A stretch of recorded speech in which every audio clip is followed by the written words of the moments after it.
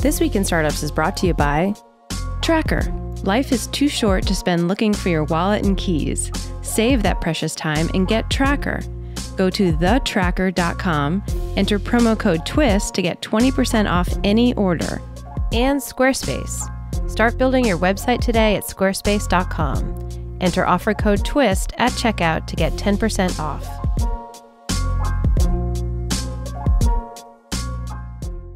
What you will experience here is what happens over the 12 weeks of the launch incubator. And so what we realized was, God, there's too many companies today, and we are having a hard time processing the number of people who are contacting us. How many people have emailed me a cold pitch before? Raise your hand if you've ever emailed me a cold pitch. So a bunch of the people in the room were people just email me cold pitches. And I just said, come to Founder.University, we'll meet, we'll hang out, we'll see if you're normal, if this is legit, if you're creepy or not, or weird, hopefully you're weird in a good way. We like to get to know you. That's what these 2 days are about. You get to know us a little bit and what our intent is. When you're picking investors and partners for your business, pick wisely, because you're going to be in business with them for 7, 8, 9, 10 years, and you may wind up in business with them for 2 or 3 companies. Thank you, Jess.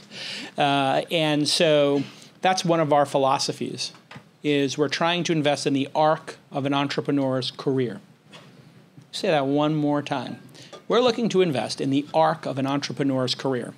Multiple companies. So we now have investments with folks who are on their second company with our fund, or me. We have people who are speaking at our events, who are investments from 7 years ago, as you had David yesterday from 15.5, who was really great. Aaron from Blockable, also pretty great. May, I heard a lot of people loved May from Lead IQ. Aaron and May went to the incubator. We didn't have the incubator when we invested in David. So we're constantly adding to our product stack, trying to be better partners. And Founder.University is one of those offerings that we like to just put out there to try to help people. And while you're here studying, we're studying you. We're wondering who are you, and why are you doing what you're doing, and how good are you at it? And that's what my team here is doing, and Wilson Sonsini is doing that as well. They want to support founders. And this early stage, the challenge Wilson has, the challenge I have, the challenge a lot of other folks have in the business is just sorting through the number of people. And so what I encourage you to do is play the long game. Just play the long game. It's a relationship-based business, right? And these companies, your companies, and funds from qualified investors and partners, these are things that unfold over years and decades. So play the long game, keep working on your product, get to know your partners really well, and ask yourself, does this person provide massive value? Do I want this person on my cap table? And 6, 7 years from now, will I want them on our cap table? We just had a phone call last night with a founder from a company we invested when it was $4 million. And they called me up to tell me the company's now worth $200 million. And yeah, wow. I was like, oh, wow. He's like, yeah, you're up 40x with dilution, and you can sell your shares now. I think we own 9% of the company, so $18 million position. And we're like, oh, that's interesting. So maybe we'll sell a little bit. But and he just said, I said, I'm so happy for you. He said, I don't think I could have done this without you. And I said, no, you would have done it. He goes, not actually. The $400,000 you put in back in the day, nobody else would put into this business. Nobody believed in it. And that's really heartwarming. That's why we do what we do, for the $18 million. This is a business, okay? This is venture capital, okay? This is capital. I'm joking. It feels incredible to make $18 million. It feels incredible to help a founder get from the point at which nobody believed in him. That's the rush as an investor. But you have to be self-aware as founders to understand that this is a business. And you want to present what you're doing as an amazing opportunity that can return 40x, 50x, 500x. And the great part about this company we talked to last night is I said, great, now we're at the starting line. Which is kind of one of my dad jokes. Anytime anybody succeeds at something, I'm like, great, here we are, we're at the starting line. Because if anybody's going to invest in this company at $200 million, their expectation is it's going to go 20x, which 20 times 40 is a lot. It's a big number, I'm pretty sure. I think it's like 80, right? It's like 80. What? It's 800? We're going to make 800 times our money? Jesus. Wow, that's a lot of money. So anyway, it could go 10, 20x from here. It could be a $180 million position. It could be $300 million position. And you have to be cognizant of that's why people are in this business. And you have to present yourself as such. The opportunity has to be great. Now, you don't, we talked yesterday about the total addressable market being totally unrealistic. Something I want all of you to think about is when you do your total addressable market, go bottom up. Bottom up. What's the difference top down, bottom up? Top down is you found some bullshit report on the internet that said there's $18 trillion spent on clothes a year, and you're like, well, okay, so our TAM is $18 trillion for the soy sauce resistant hoodie yesterday. But you're better off doing, hey, activewear in this category is this big. There are these 10 companies who we're going to sell to, because you're not selling the hoodie. You can't take credit for that. You're selling the technology to the hoodie manufacturer. How many hoodie manufacturers are there? How much will they each pay you? That's total addressable market, bottom up. So I just want you to keep that in mind.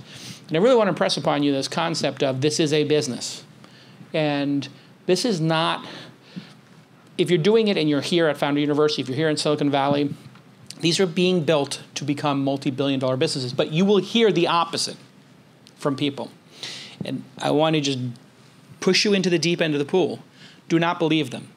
People will say to your face, like, I'm not in it for the money. That is a lie.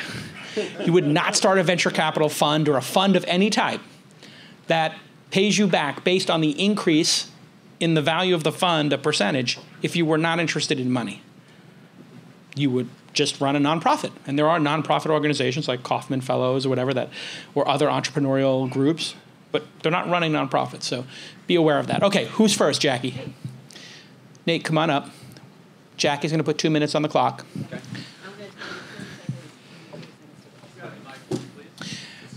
You can just grab the microphone. Yeah, it's important. Okay. Hey, Jackie, just say 10 seconds. In this case, because it's 2 minutes. Yeah. Okay, 3, 2, go. All right, everyone, take a deep breath. Show of hands, put your hand up and leave it up if you've ever been in a hospital waiting room before. Now, leave it up. Now, keep it up if you would say you had a great experience. Okay. 1. All right, this product's not for you. All right, so Medify's has medical notifications that come from the hospital, from non-clinical staff to the friends and family and caregivers of patients in their care around a variety of procedures. I'll show you the surgery product. So we are going from staff to family. A surgeon is never involved in this, so a doctor is never involved. Sometimes the nurse staff might be. This is what it looks like, the surgery product. So this would be in your hand, works on a mobile device. I don't know why it's blurry, but there it is. So you get these updates that come from the hospital. There's no personally identifiable or protected health information there. We are HIPAA compliant in the back end, but we don't show any of that information. You know who it is, right? Because you signed up for the service. The patient invites the family. Right into the microphone? Yeah, the patient invites the family, and so the hospital is not involved in that portion of it either. So why do we care? So 200,000 people today in America are in hospital waiting rooms. They don't know what's going on, right? They might be looking at a monitor, but in general, they don't get real-time updates from the staff. And why do hospitals care? So this is SaaS software that we sell to hospitals. It's enterprise software. Hospitals get reimbursed from the government for Medicare and Medicaid. That reimbursement is affected by patient satisfaction scores. Ask any surgeon if they went out to the waiting room and didn't find the family. That happens to them every day. They waste 45 minutes to an hour every day trying to find family. Malpractice cases, 30% of them are due to miscommunication as well. So we'll help with some of those things. So it's a lot of money wasted. So what do we do? So our solution is standardized updates. These happen for every procedure. So anesthesia has started. Patients in the waiting room. 10 seconds? Wow. Okay. 10 seconds of overtime. Okay, so we have surgery products, radiology products. We are right now going to go live with Tenet Health for 6 hospitals. Texas Children's is contracting with us, as well as Kelsey-Seybold right now. So we'll be live and have revenue in January. We're looking for $1.5 million. My background is I've been part of 11 startups. 4 have been acquired for $1.4 billion. Time. Thank you. All right, let's give him a big round of applause.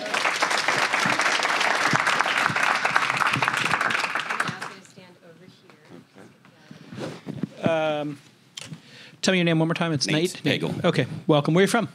I've been in San Francisco for 17 years. I was born in LA, grew up in New York. Grew up in New York? Yeah. Now, when you say you grew up in New York, you have to say which borough. Not New York City, Buffalo. Buffalo? Yeah, New York State. Wow. Yeah. A lot of snow up there. Yeah, definitely. A lot of snow. Yeah. I've been there. Buffalo, great town. Great people.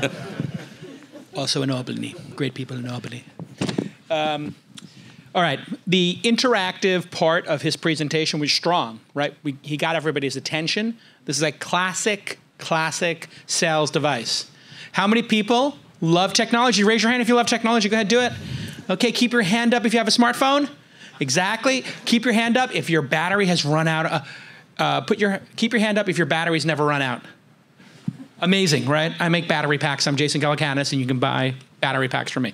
Right? It's just a great device, right? It's like everybody's awake now, they're engaged. So good on you for that. Thanks. I would like to see you be a little more confident. If you were in the incubator, I'd work with you on a little bit better eye contact and being a little bit more in command. But you were in command during that moment, so I know you have the capability, which means you need to practice your pitch to make it a little more fluid.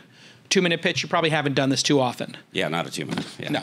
Yeah. And that's one of the great things about practicing and video cameras. What we do in the incubator is we videotape everybody every week, and we videotape the interaction with the investors in the front row, and there's a camera, robotic one, and we put it on the face of the investor, and then we send you the clip that night. And then you watch it, and you go, oh, my God, I suck at answering questions. I never knew I was terrible at this or that. And then you know what you do? You fix it. Right. So satisfaction, finding the family were great moments when you contextualize the product. Those were, for me, in the problem section, the problem we solve. I thought those were strong moments because you were giving examples. Now, the product demo, I felt like you had a product demo at the beginning, a little bit of a product demo at the end, and then you had the problem. The high art of these demos is to sync those two things. So here's our product, and here's the Dr. Jane, and here's the patient Jason, and Jane can't find Jason. Clicks, and the GPS is shown, and oh, they're in the cafeteria. She texts him through the in-message, he gets an alert, and now he knows he's ready for his surgery. Boom. So you show it, not have a problem slide with the benefits and then the product demo. Yeah. So that's just a stylistic thing. But I did think those were very believable because there's a ramification to not having good scores and a good experience at a hospital, which is the satisfaction goes down and that affects their Medicare and Medicaid reimbursement, as well as rating. Yeah, which so is incredible. People have choice now. So that's like a great. You only have so much time to get people. In what you'll learn over time when you pitch is you should be taking notes in your book constantly about what resonated with people. Hey, close that laptop for me. Super distraction, thanks. So the issue here is what will people remember and what will drive people to want to take a meeting? For me, when you said their payment is impacted, I would want to actually come meet with you again. So just know that. Yeah. And over time, you start to learn, and then you can put those in order. And what appeals to angels versus VCs versus people you're hiring could be different. So you just want to also, when you're hiring somebody, one of these other factors might resonate with them. So I thought the demo was meh. I thought the slide about the problems you're solving was good, but you never mentioned money and how you make money exactly. I'm assuming it's a SaaS business. Yeah, I ran out of time. Yeah, but you can be more efficient. Yeah. So here's the thing. Everyone's like, I need more time. You don't need more time. We're a SaaS business. Hi, I'm Jason Calacanis. I run Acme Medical, and we're a SaaS-based business that helps patients and doctors stay in sync. Let me show you how it works. So what you can do is practice that first sentence and have those things embedded in it. Right. We get it now. I gave the pitch like a 7.5, but the business is probably an 8.5, 9. Yeah. How much money do you currently make? Is this in the market? What's the early engagement? We'll be live January 10th with One Tenant Hospital. The CEO likes this. He's CEO of the group, so he's over 6 hospitals. Okay, so Texas the answer is you're not in the hospital yet, right. You will be January 10th. We've tested. My co-founder is chief of surgery at Sutter, so we've tested there for free. What did you test? with families that he knows. He's a CT An app surgeon. or our product. The actual app. Okay, so you ran a pilot. Yep. So we ran a free pilot. Yep. And in January 10th, we're going to be in a hospital With a check. with a paid pilot. Yes, it's not a pilot. It's paid. It's Which they're paying how much? $78,600. A day, a week, a month, or a year? A year. Got it. Okay. That's one hospital. So Great. there's six. So just in terms of clarity, remember, the crisper you are, and the less work the angel has to do or the venture capitalist has to do, the more they're going to be like, oh, this person is on point. Yeah. So I think you did a great job, and it seems like a really interesting business. Let's give Nate a big round of applause. Okay. Yes, let me tell you about an amazing product I've been using. It's called Tracker, Trackr. Life should be about the journey of discovery, big, meaningful stuff.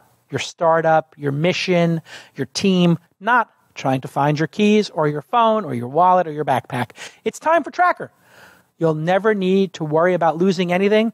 8 years ago, Tracker changed everything when it released its first tracking device, and now they've done it again with the all-new Tracker Pixel. I have the Tracker Pixel, and it is delightful. I set it up in seconds, and when I say seconds, I mean literally 15 seconds.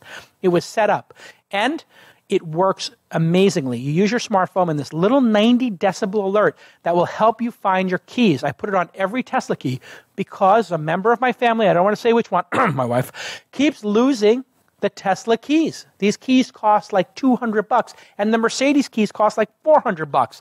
I mean, it's ridiculous. These fobs are killing me. And we put a Tracker Pixel on every one. Small investment, big payoff. Every time we lose the keys, I take out my Tracker app, I press the button, and lo and behold, in somebody's jacket, somebody's purse, somebody's backpack, or even the kids sometimes take them and leave them under the couch, we find those fobs, and we don't have any more drama. If you lose your phone, guess what? Press the button on your Tracker Pixel, and it will reverse ping your phone even if it's on silent. You can locate your items even if they're miles away because Tracker R uses the largest crowd network in the world. That's right. All the people using Tracker will help you find your lost stuff out in the real world, not just within Bluetooth distance. Okay. Tracker's 30-day money-back guarantee means you have nothing left to lose. It makes a great gift during this holiday season. You can save 20% off your order when you go to thetracker.com/twist. Leave out the E in Tracker. Thetracker.com/twist. That's TheTrackr.com/twist. Go ahead and go to thetracker.com/twist, no E in Tracker, and you will get 20% off. Thetracker.com/twist, thetracker.com/twist. Amazing. And remember, it's not a good idea to get into a blowout fight over where these keys are. These keys can ruin relationships. These lost keys and lost phones. It's too much drama when you're trying to get to the movies and you can't find your keys, or you got to pick up the kids and nobody can find the keys. Now we just know where the keys are thanks to the Tracker Pixel. Okay, let's get back to this amazing episode. All right, next up is top score. 2 minutes on the clock. 3, 2, go. If you've registered for a sports league recently... Into the microphone like this.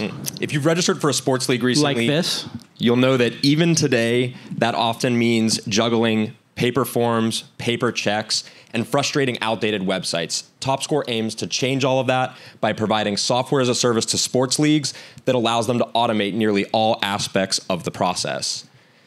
TopScore is like Squarespace for sports leagues. It's a custom website builder with built-in event management tools. This allows the organizer to build out event registrations, accept payments, manage membership databases, and communicate directly with their participants. We currently have over 800 organizations using our software, over 475,000 users, and we've processed over $40 million of payments. In the last 12 months alone, we've generated nearly $600,000 of revenue, processed almost $13 million of payments, and we've experienced 61% year-over-year growth in our monthly recurring revenue.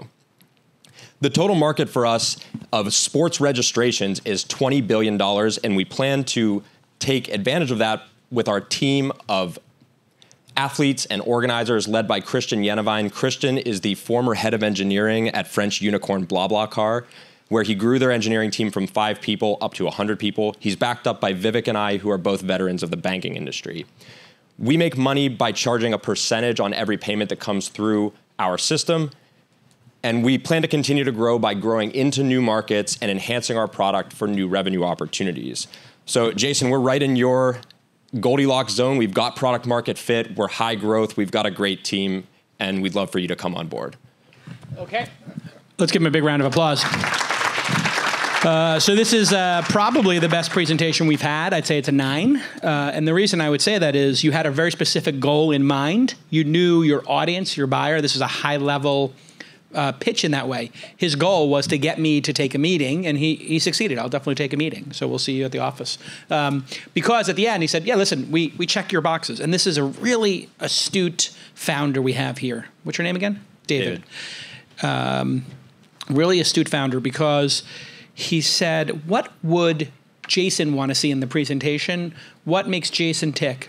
And I can tell you, my team, when they make the yearbook and they give you that pictures, they've studied that, the document we gave you.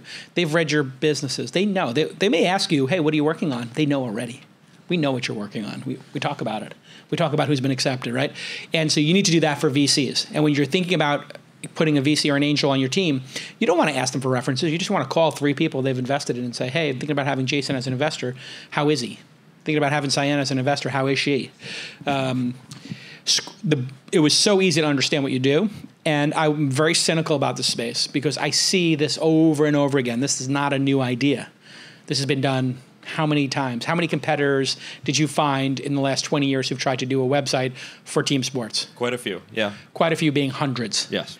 And when I say hundreds of people have tried this, I think literally over 100 people have been funded to try this. I'm not talking about people doing this like on the weekend, like as a side gig.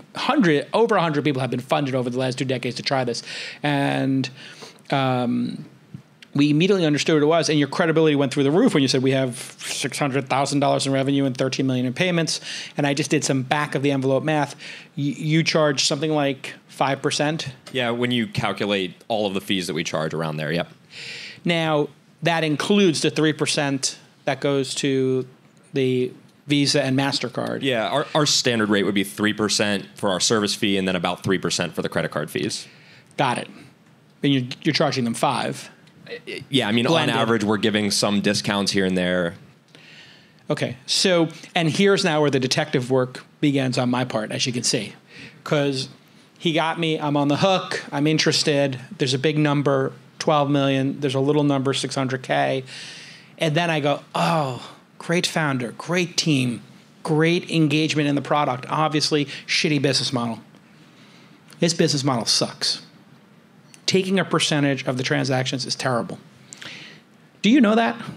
I mean, there are aspects of it that I would say I understand. We have other ideas on ways that we can continue to monetize our existing user base. So things like providing ancillary products like insurance, new features that we could charge for on top of that percentage. And so we're in the process of building some of those right now. And so this is where we get to the reality. This is like the real moment. It's actually the moment where in my mind I'm deciding, would I invest in this or not? And I'll take you into my mind. As scary as that might be. Right now, can I be candid, David? Sure. You're not going to be upset or anything. No, I'm not. Jackie says sometimes I'm too hard on people. She talks to me. I was a little hard on people. I think she's kind of like the better version of me. I was a little hard on him, I think. Are you sure you needed to be that hard on him? Okay. You're a smart cat. You're good at what you do. But you know your business model sucks. Yet you've chosen this business model. And so there is some fear inside of you, or your CEO, or your team, I think, about charging for the product. About, are we worthy of money? And I think that a lot of founders have that fear. If I charge for this, will people not show up? If I force them to pay, will they give up on me? Will they leave the product? And so they pick these horrible business models that will never scale and put them on a treadmill to nowhere. So essentially, what's going to happen is the bigger you get, the more expensive customer service is going to be, the more expensive it's going to be to run the service, and the fees will never cover your cost. That 5% is not going to cover your customer support bill. Think about that for a second. You're charging such a low amount that I don't believe you're going to be able to ever cover your expenses. Well, I mean, to be fair, we were bootstrapped up until 6 months ago. We were covering all of our expenses through that point. We've moved into a growth phase now where we're spending beyond our means, but that's by design. So I don't totally disagree. I don't totally agree with your assessment on that, actually. It's good. It's good, right? Now he stood up to me. Now we're getting to the real stuff. So he's saying, hey, Jason, this is by design.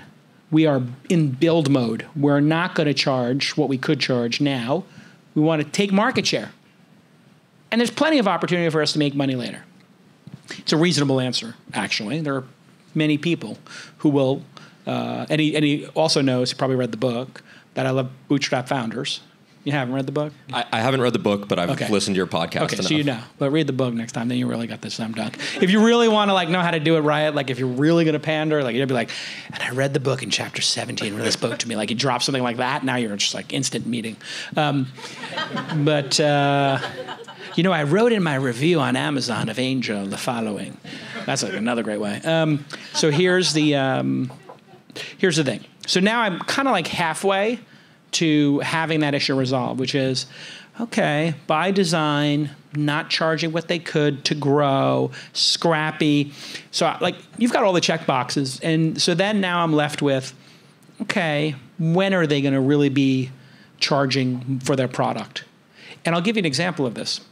When I met com.com, they were charging $10 a year for their product. And I talked to, com.com? And I said to Alex, like, how much does it cost to go to a meditation class? He's like, there really aren't many meditation classes around, but there are some. And they kind of are donation-based. I said, oh, really? That's interesting. Unpack that for me. It's like, well, they expect you to pay $10 to $20, but if you can't afford it, kind of the philosophy like yoga in the early days is just when you leave, put money in a jar. And we suggest $15, but you could do 10, 5, or 20, whichever you prefer. I said, oh, okay, so each class would be $10. How often are whales in the system using com.com? Oh, they use it every day, daily com. So they're getting $3,650 in value for $10 a year.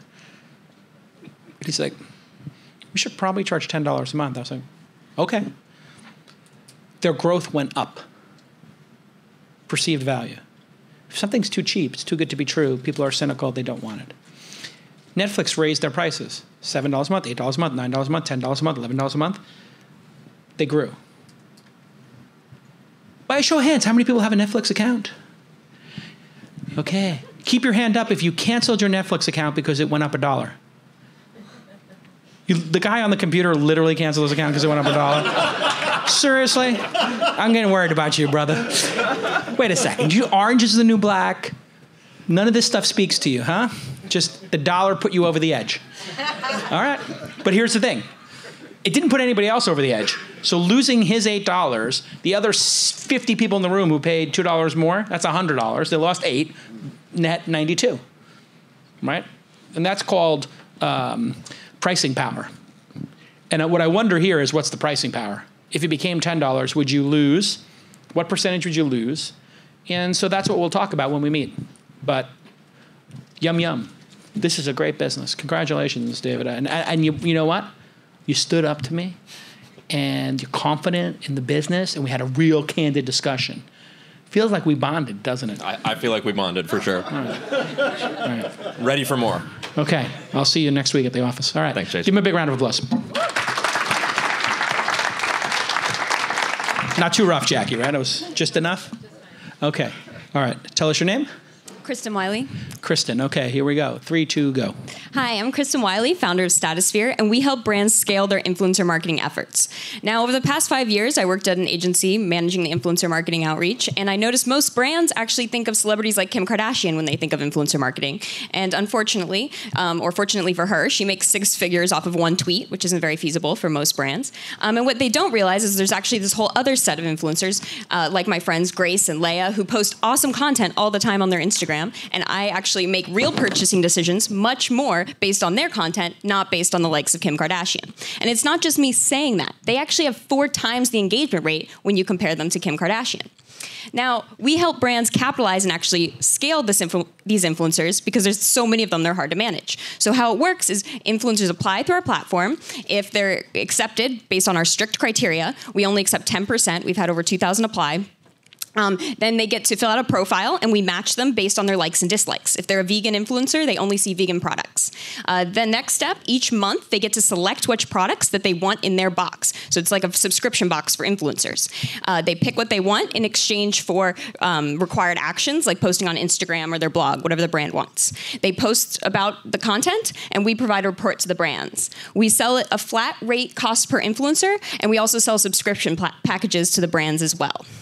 We have a 90% gross margin because of our very unique business model. And just to give you an example, we only need to ship 300 boxes per month to hit a 1 million annual run rate. And we shipped 100 boxes out of my apartment last month.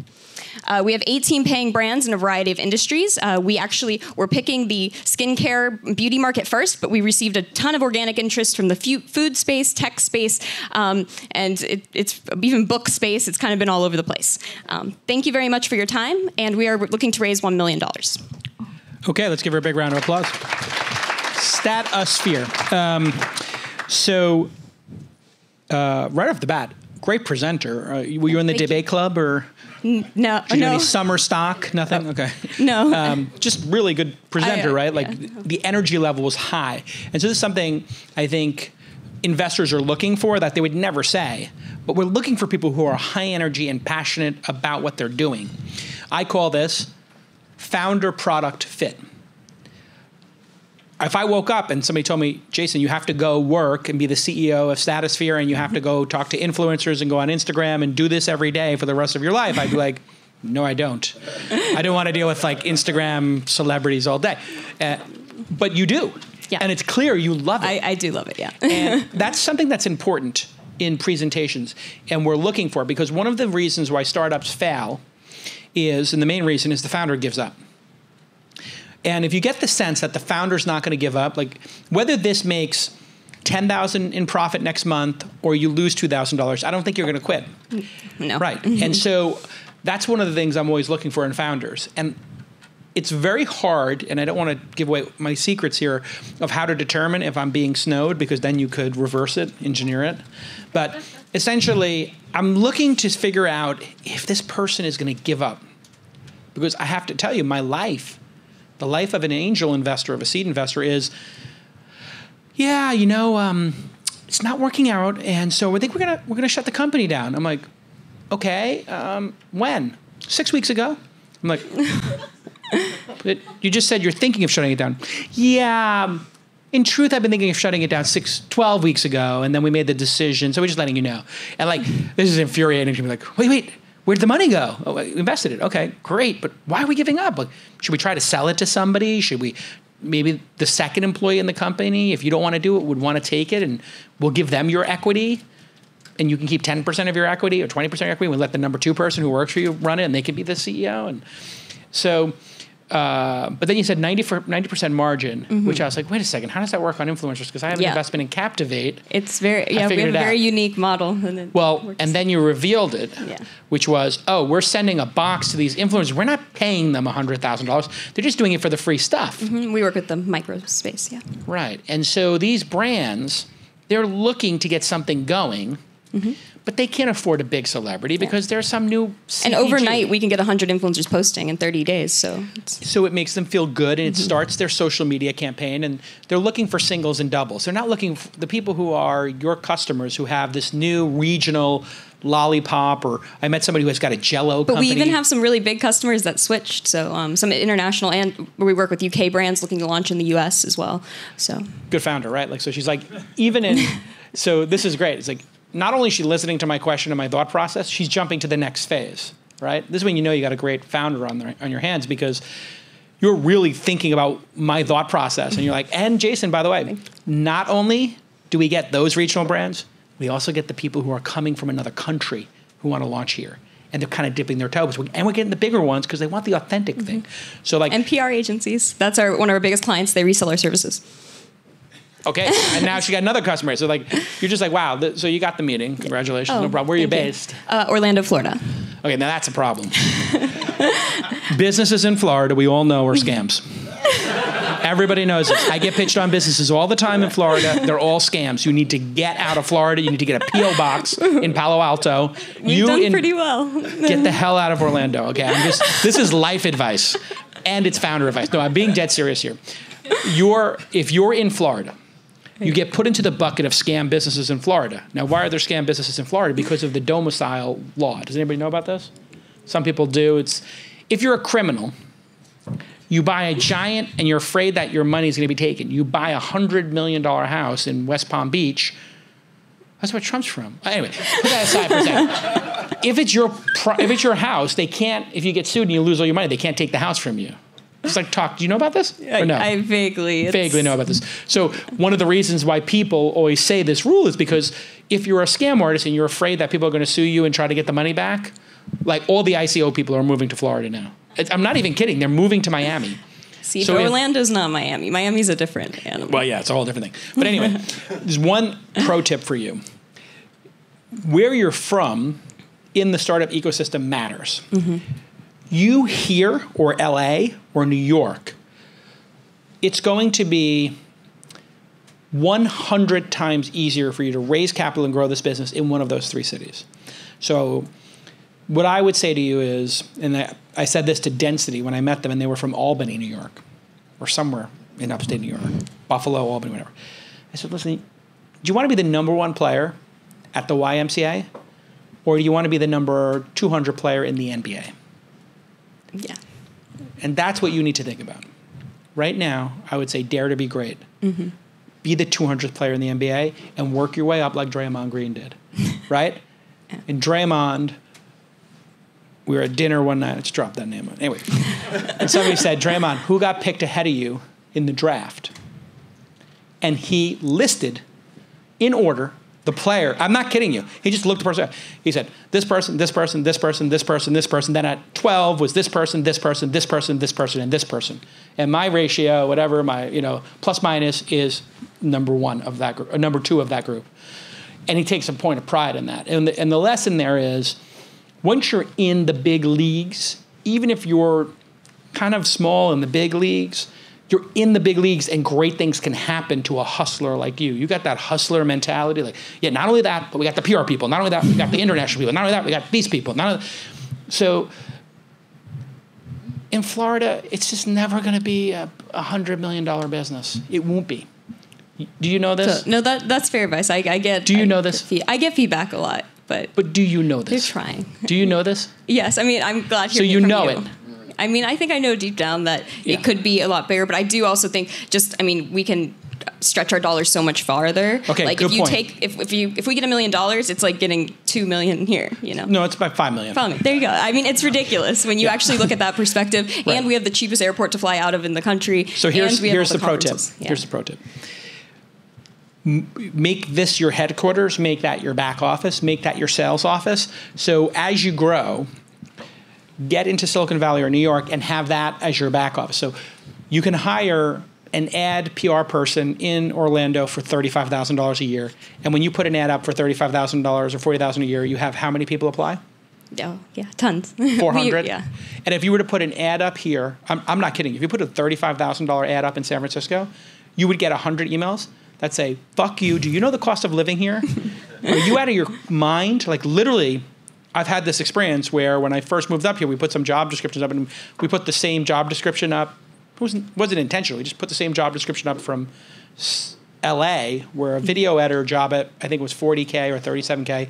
We would get 400 resumes and they put a $500 thing and they're like, my nanny gets paid $45,000. Fuck you, Jason Callahan. And I was like, oh, good point. Sorry. We'll make this adjustment. And so that's the high art. And I have seen people do that. So I'm an investor in a company called Rapify, which wraps cars. And they went through the incubator. And they're in San Diego, which is where they have a bunch of sales folks grinding it out. Yelp has customer support and sales in Arizona. They had customer support here. they were paying $15 an hour. Somebody wrote a Medium post about how Yelp doesn't pay a living wage. Anybody remember that one? Yeah. A couple of people, it's like, they just destroyed them. So then they moved the jobs and made it like $12 an hour in Arizona. And people were like, oh my God, there's so many great jobs, entry-level jobs available, got benefits too, and a 401k. So that's the high art. It's a really interesting discussion that 5 years ago we wouldn't have had. But yeah, dare to be great. Stay in touch with Jackie. Okay. You're perfect for the incubator. What's the revenue 2017 ballpark? 70,000. Perfect. Right. So here's what when we think about the incubator: product in market, great founder, hustler, and can we add a zero to their revenue? We believe we're pretty good at adding a zero to the revenue. So if you got 50K a year to 500K, we know we can get it to 500 to 5 million. We know that's kind of in our wheelhouse. Okay, big round of applause. Thank you so much. I give it an 8.5. All right, tell us your name. Lakon. Lakon, there is 2 minutes on the clock. 3, 2, go. So I'm Lakon. I'm from Space HQ. And what we do, think of us as wedding planners for office space. We try to get empty spaces to furnished spaces as quickly and cheaply as possible, saving you all the frustration and hassle that typically goes into these spaces. If you're a large company, you have a whole team of people to help make that happen. If you're a small company, you just go to WeWork. Yet, most people work in kind of shitty spaces like this. And I'll kind of go back for a second and explain kind of how I started this idea. So I met Joe Fernandez from Cloud a couple of years ago. I was working at a big furniture company.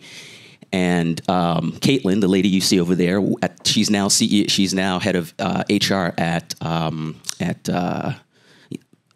forgetting now. Anyway, company. Yes. But long story short, she's the person who had to figure out all this stuff. Took her about a month's time to do all the research involved in figuring out how much is it going to cost, who's going to help us, and so forth. Instead, enter Space HQ. That type of research you would do today on our platform in about a minute and a half. So there are 3 ways to get into our platform. Think of something like Thumbtack, where you can go there and hire an expert for one thing, one particular need. Or you can buy pre-designed packages. So think of this entire room. You could literally buy this room on our platform. A full conference room built out, thinking about all the labor involved, running cables, everything. And we've thought about all of that. So you just pick what you want, you buy it, and all the labor costs, everything is already calculated. All the service providers are run through us. But I'll walk you through a custom project. So if you were building out a complete office, you go to our platform, we ask you human questions, things that you can actually answer. What do you need? How much do you need it? And so forth. Then we do a bunch of math, and we know based on your location and a bunch of other factors how much time it's going to take, how many people, and the total cost. And when you're done, we'll give you a services package. So if you want to do it on your own, you can, or you can hire us to do the entire thing. And when you're done, you're into a dashboard where you can track the entire project online. And something. 15 seconds of overtime. And if you bought a conference room like this, when you're done, you still have all these other services that you need to find and procure, like who's actually going to run the network provider and so forth. And so we're building out a marketplace to save you a ton of time as well, so you can find all those people as well. So Space HQ, think of us as wedding planners for office space. Big round of applause. Yeah, that's fascinating. I really like the problem as you put it out there, which is if you're a 5 to 10 person company, yeah, go ahead and go to WeWork. Sure.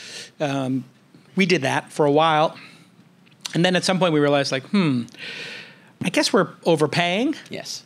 By a factor of 15. Sure. Or 10. Yes. Like, that's about right. They say 10x or 15x. It is what you would pay if you got a lease somewhere. Absolutely. And so for the convenience, when it's 4 people or 6 people, it doesn't really matter. Correct. You're paying $700 a desk here. Who cares if you could do it yourself for $400, but you had to sign a lease and all the inconvenience and time. So what I like about this is when you decide you're going to go up market and sign a lease, oh my God, what a pain in the neck. Absolutely. Dude, the amount of time it takes to stop what you're doing and build the office. If we think about the last couple of entrepreneurs who were up there, it's like, do you want that entrepreneur off of their product for 45 days? Correct. Dealing with desks, wiring, conference room, phone setup, electrician, running cables. It's all a disaster. So I don't know, it seems like there's a sweet spot for you between 20 to 200. That's our target, 20 Perfect. to 200 employees. So I like this business in that it follows a trend, which is just do it for me. Yes. And it's kind of the millennial trend, which is like they kind of call the mom trend, which is Sure. like, just can mom do it? Right? It's Absolutely. like, I don't really want to sign a lease. So that's like, if mom used to do it for you, that's the millennial business model, which I suppose mom or dad would be a better way to say it. But WeWork, Yes. Uber, Lyft, Airbnb, like, I don't want to sign a lease. I want to just pay a monthly fee and not have to deal with the commitment. So I like that. What's the margin on something like this? I saw $77,000 there. You have the contractors working for you. These wedding planners work for you, Correct. or they're freelancers? So everybody from the architect, the designer, cable people, they all work for us. We take the money. They work full-time for you, or No. they're contractors? They're all contract. So it's Got a it. marketplace behind the scenes. Got So it. when you contract us, we know exactly what the project cost is. We estimate that. We give you confirmation that, hey, it's a $100,000 deal. And then we pay them. So you pay us one fee, and we have, essentially tranches that we pay these contractors based on Got it. completion. So you know which contractors are good. Correct. You know how to negotiate with them to get a Exactly. great rate. Better than you can. Better than we can. So it will cost me less or the same, and I won't need to deal with anything. Exactly. So it doesn't cost me more. It doesn't cost you more. And in fact, you can take our pricing and go check it out and find out it's actually better to work through us. It's great. So then I guess the question becomes, how big can this business get? How long have you been doing it? Been doing it 2.5 years. Okay. I came from the industry. My co-founder did as well. He comes from the operations side. I came from a large company called Steelcase. We actually sold you furniture when you were in LA. I remember. Steelcase is great. So we know the industry. How big can it be? So take commercial real estate in the U.S., $1 trillion asset class, right? But if you focus on 20 to 200 employees, 80% of the market, 37 billion square feet of real estate, 80% of that market in commercial real estate is less than 10,000 square feet.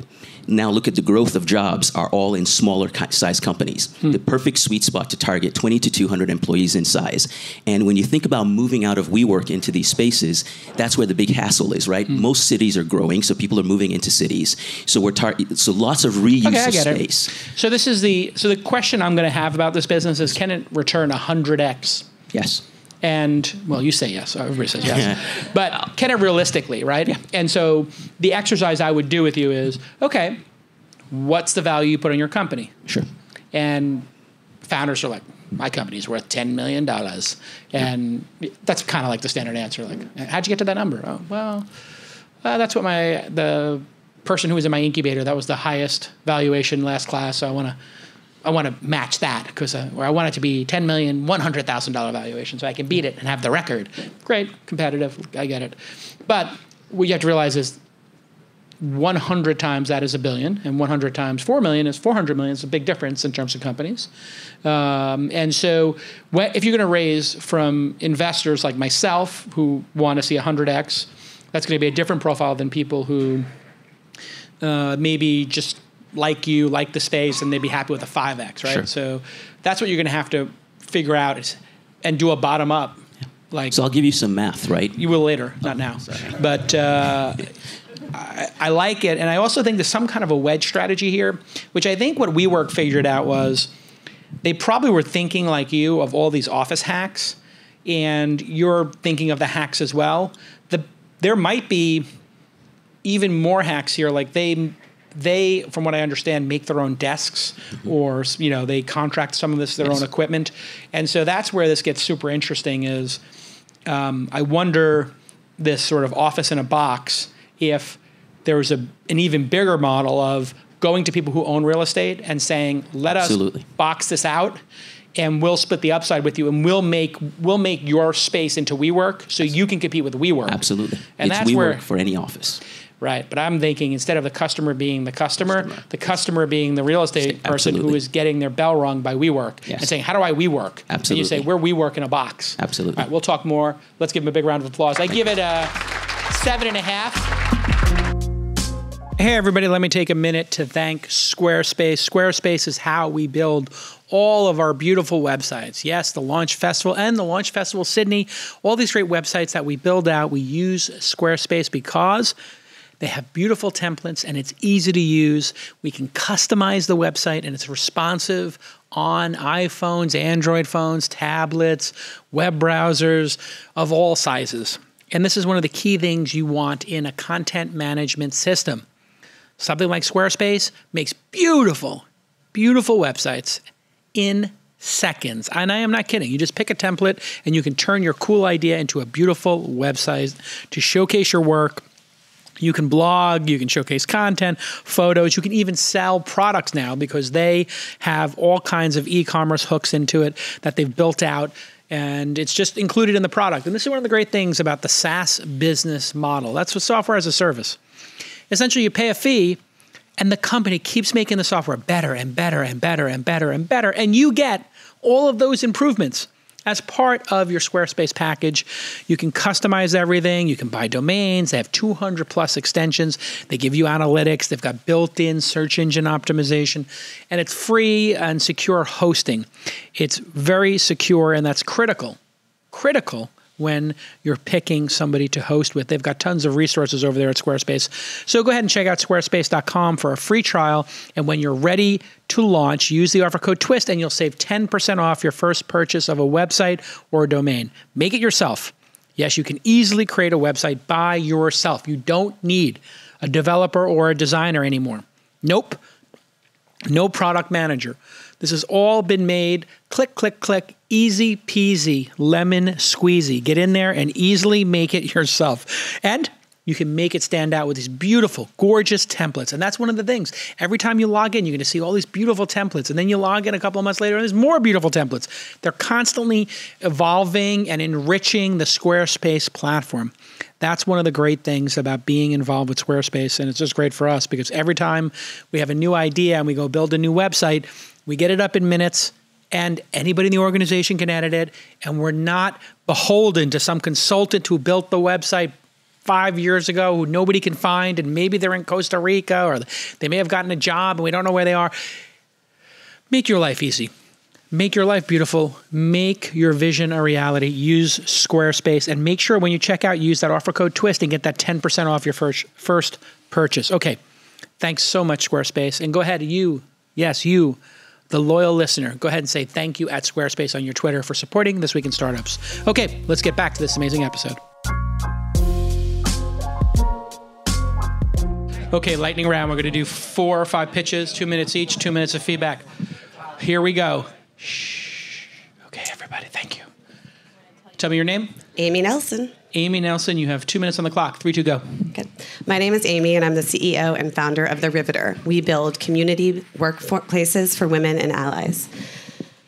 Women are leaving the workforce by the millions. In fact, 43% of highly trained professional women off-ramp after they have children. I'm one of them. But we don't on-ramp into the home. In fact, women are starting businesses at 5 times the rate of men. Despite this, the Old Boys Club is alive and well. Women are underserved and underfunded. In fact, women business owners receive just $1 in $23 in every small business loan. Women lack the network and the platform to succeed. The Riveter is the answer. We provide flexible memberships for workspaces, critical skills programming on everything from Podcasting 101 to how to leverage your LinkedIn network, and we bring in speakers like Sheryl Sandberg and Senator Kirsten Gillibrand. We also provide amenities for women like on-site wellness experiences and off-site partnerships with childcare providers. The Riveter is different. Our members are freelancers, female founders, and men. We welcome everyone. The Riveter has tapped into the energy of a movement. We have Melinda Gates on our side, and we've been featured everywhere from Forbes to Fortune. We opened our first location in May, and we are seeing 9% week over week, 25% month over month membership growth. Our churn is under 2% every month, and our monthly recurring revenue is already $232 per member. We opened our second site in September, and we are tapping into powerful ways to grow. We're targeting freelancers and self-employed women. And then we're working with companies like Amazon, Starbucks, Microsoft, and Google to build partnerships for their remote workers and as a bonus to their female employees. We are expanding across the country. We will expand to 12 cities with 36 locations in the next 5 years to hit a $100 million run rate. Our home base is Seattle. Our next market is Los Angeles. We have a strong business model with a monthly recurring revenue of over $120,000 per 10,000 square feet. And we have an amazing team. We're raising $3 million to expand to Los Angeles and build our digital platform. And I'd like to ask you to invest with our team for $50,000. Okay, big round of applause. So I got to do this in 2 minutes. Sorry for the quick response. It's a great idea. My wife knows about it, and she was talking to me about it last week. And she's like, what do you think about this thing? Should you invest in this thing? Women's thing, I think it's going to be huge. Women want to do this. I was talking to Sophia Amorosa today. She's really into all this stuff. And so I have just one legal, it's going to be successful. Yeah. I have one legal question. Mm-hmm. And it seems like every time they do like the women's screening of Wonder Woman, some guys, or there's women poker tournament, female poker tournaments in the World Series of Poker, and every time a couple of guys come and are like, I'm coming to the women's only screening, I'm coming to the female only poker tournament because you can't stop me because it's against the law to discriminate on a product or service based on gender. And you know what? They are correct unless it's a private club. And that's why the Riveter welcomes everyone. That's one of the reasons. And we also why not make it a private club and not welcome everybody? Well, I don't see how that would work as a workspace because, for instance, women have men on their teams, women marketing consultants, see male clients, women pitch male investors. And we also want to change the dynamic for women in the workforce, and that includes men because men still meter the oxygen in so many ways. So it's a women's... Forward. Okay. That's the thing I got to get my head around. Yeah. And because... the value of it, I'm interested in the women's opinion here. How many women, I'm going to ask you to pick one or the other. How many women would like to have a women's club or a women forward? Which would you prefer if you had to pick one? As a workspace? As a workspace. If you had to pick one, women forward or... a women's club, which would you be more likely to join? Okay, who would be more likely to join the women's club? Raise your hand. And who would likely want the women forward? Okay, well, there you have it. Okay. See, this is one of the things as an entrepreneur, as an investor, you have to get over, is your opinion doesn't matter, right? And that's one of the things I learned, about 2 or 3 years into this when I passed on Twitter and a couple of other companies, which just doesn't make any sense what my opinion is. I just got to ask the customer. So it's great. You got the follow-up meeting. It has to be able to go 100x, and that's the thing we have to discuss because I have a feeling you have a sky-high valuation because everybody wants to be in this because it's this moment, and so we'll talk after. All right. Well done. Big round of applause. Okay, tell us your first name. Matt Brashear. Matt, 3, 2, go. I'm Matt Brashear, and this is Fourscore. We believe in empowering local communities. Let me show you how we do this. You've got an election coming up. You don't know who to vote for. You don't know who the candidates are. You don't know where they stand on the issues that are most important to you. So you go to Fourscore.io, you enter in your address, confirm, and you take a local, state, and national survey. From there, we deliver every candidate that's on your ballot and a Fourscore rating next to each name. That rating indicates how similar those candidates are to the issues you've identified as most important to you. Now, how does this work? The candidates take the same survey. When they're finished, they're delivered to a dashboard that shows them how many supporters they have, non-supporters, undecided voters, and how they're doing generally across their entire community. Further, they can create engagements with select audiences within their community. They create their audience, select email, Facebook, send something to them in the mail, even SMS. They create the message. This is what a message might look like. This is to Jason and is addressing the crime that he's concerned with in his neighborhood. This is Gilbert's plan to address that. Jason can like it, dislike it, and closes that feedback loop with that candidate. This gives that candidate actionable insight on how they should represent their community, how they should move forward. They get insights, individual insights on how each campaign is doing. This is what empowerment looks like, and this is Fourscore. Thank you. Okay, well done. Big round of applause. So right off the bat, the product looks clean. So we know the founder is competent in terms of building a product. We assume the product is not built or launched yet because it had fake data in it. Is this product launched or not yet? Yes or no? We launched a beta in Salt Lake County. Great, perfect. So pro tip, never use fake, phony, Gilbert Grape, Darth Vader, whoever in your presentations. Use real data so that we don't have to believe it's fake, and you can actually lean into whatever you learned from your pilot. Good point. I hated the first part of the pitch, and I like the second half. So let me explain. I think the consumer product is not necessary because people have a binary choice in most cases, and politicians are all liars, and they just say what you want them to hear, and it's not like we're picking between 20 different people for one position, and their positions are usually pretty clear. You know, people do it left and right in terms of picking. So it's not like selecting a chair or a pair of running shoes where there are many factors that play, or a car, right? Like for a considered purchase where you know, this is not a considered purchase, a flip a coin, basically. You're picking A, B, or not voting. So I don't buy that first part, and I've been given that pitch a million times, and nobody's ever made it work. Doesn't mean you can't, but hated the first part. Gut reaction. Second part, when you started showing MailChimp with data to teach you how to build campaigns that resonate with certain target audiences, I thought Cambridge Analytica, the Russians, stolen data, this is a huge business, right? Like figuring out how to help people target people by their interests, obviously, and political spending, it spikes every 4 years and it's okay. I hate politics, I hate the business, but I like the MailChimp of the campaigns, and I have a feeling that will make money, and the first part will never get engagement and will never make money.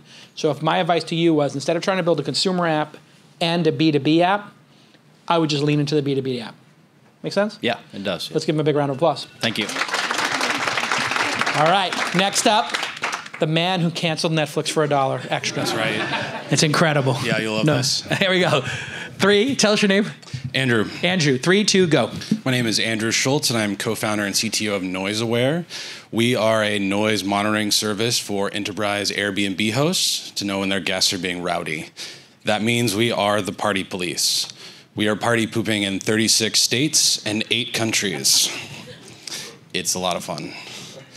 So the main problem is when your guest checks in to when they check out, there's no insight into, are they who they said they were? Are they going to be respectful to the neighbors? Are they going to do anything else that just happens to piss somebody off? And so we have a technology that monitors noise levels and provides that data in real time back to the host, so that usually all it takes is a gentle reminder that it's quiet hours or in somebody else's home, and everything goes away, and the industry can grow and move forward. Otherwise, you're left with Austin banning type 2 short-term rentals, Boulder banning short-term rentals, Berlin and all these other places getting this bubbling up to the city level where it's a huge problem. Basically, we're in this moment where short-term rentals is kind of changing residential real estate. At the bottom level, the property managers are consolidating. At the top level, the biggest players in residential real estate are experimenting, and we found ourselves in a unique position of being kind of the fundamental technology to that expansion. We've also found that noise is a bigger problem. I think everyone in here can think of an instance where they've lost a night of sleep. That's why our mission is to solve noise pollution with innovative technology and remarkable customer service. We have a hardware component. We also have a platform that scales to the largest size property managers. Again, this is an enterprise industry that is just kind of forming right as we speak. And it's also a managed service. So one of our upsells is we can actually take a lot of this operational burden off our customers for an additional fee. Those fees are here. This actually represents the first time we get to raise our rates as we bring in our new products. Okay, big round of applause. Simply put, brilliant.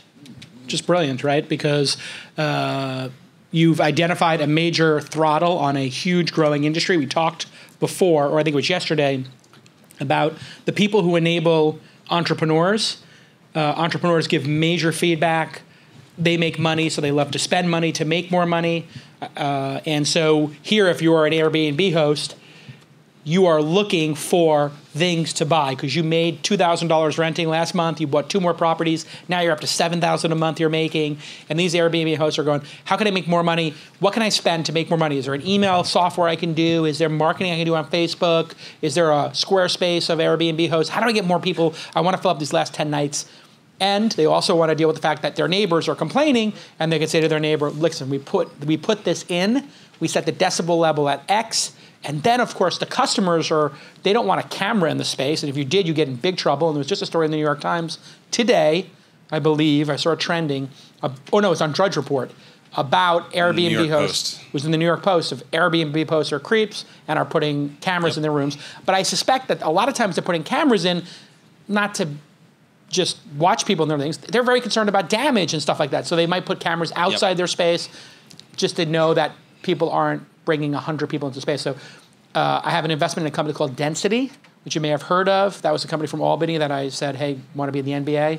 Or you want to be they chose to be in the NBA, and now they've raised the Series B with Cyan Battister Founders Fund. Now they're top 10 player in the NBA.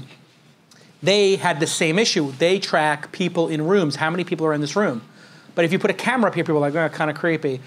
There probably is one, but it just counts the number of people. And yours doesn't listen to and record their conversations. It just does their level. So this third party that has a lot at stake, that when you put that device in there, people know it's not recording us. Yep, exactly. It's just doing this is just brilliant. And so I would love to know more. I'd love to be on your monthly update. I'm concerned about how much money this can make ultimately, but I know that your answer is going to be dorm rooms, hospitals, hotels, all need this because the number one complaint is noise at dorm rooms. And then at dorm rooms, if we put this in there, the number of complaints will go down, blah, blah, blah. Great job. Put me on your monthly update. Where are you based? Dallas. Awesome. This is a really cool company. Let's give them a big round of applause. And if you cancel Netflix so I can focus on this company, I'm all in. I love it. Yes, now I understand. Although I checked his HBO account and he's been watching Game of Thrones for the 3rd time. It's very weird. Very weird. Okay, tell us your name. Cavell. Cavell, I knew that. Cavell, 3, 2, go.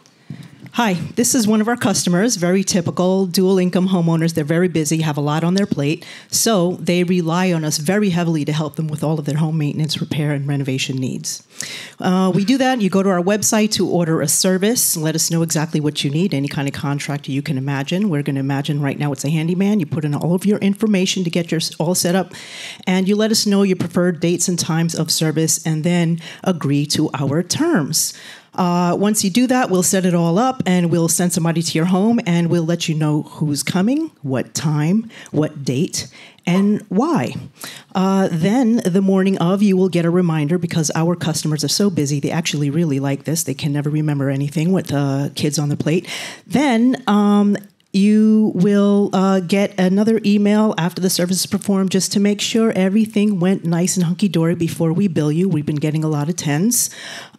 Then you pay us, and you will get a paid receipt letting you know how much it was and what happened, and it will go into your contact record so you can get history of everything that was done in your home. You can get anything from painting, carpentry, electrical, plumbing, and everything in between. Now, on the other side of this transaction, you've got the contractor who's incredibly busy, good at what he does, but he's terrible at running his business. So he's letting a lot of money go down the drain.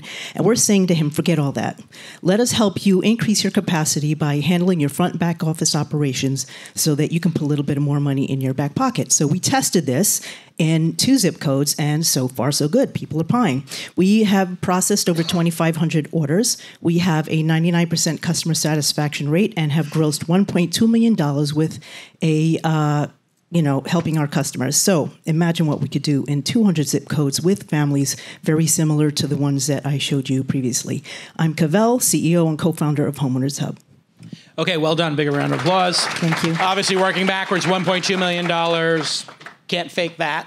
Then we'd want to know what the margin is on that. We assume that they can take 10 or 20% of that reasonably. If it got up to 30 or 40 or 50, that would be kind of problematic for the person who's providing the service. So 1.2 is the GMV, gross marketplace value. And then the take rate would be, you take 10%, 20%? Depends on the job. The higher the job, the lower the take, the smaller the job. And we're average 29. Okay, so that's too much. It's going to be, people are going to start complaining at that number, perhaps. So it's probably going to wind up being 20 eventually. But even that, 20% is $250,000, $20K a month in your take rate. So we immediately, as investors, do that math. I have two investments in the space. Thumbtack, I was the second investor in. They do this exact same thing, almost. And I had one called Butter Homes, which we talked about when you were at the Female Founder.University, I remember. You were there for that. And no, not the Female Founders one. No, we met at the book signing you did at Montclair State. Signing. Yeah. That's what it was. Yes. Wow. Okay. Yeah. It's amazing. Like this, I just remember meeting you and saying, that's a brilliant idea. Thank you.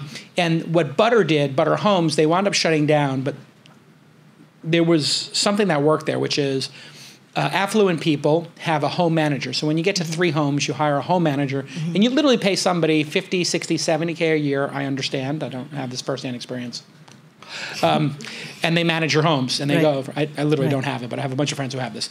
And that person then goes from home to home and fixes the shit in your 4 homes, and they manage it.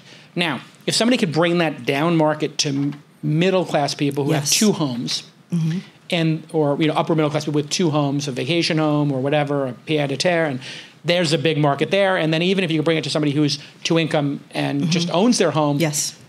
So I think a subscription-based service. Yes, that's what it is. Yours is subscription-based as well? Subscription-based. That didn't come out in the pitch. What does the subscription cost per month? It's $9.95 a month. We're doing a market grab right now. $10 a month for that family.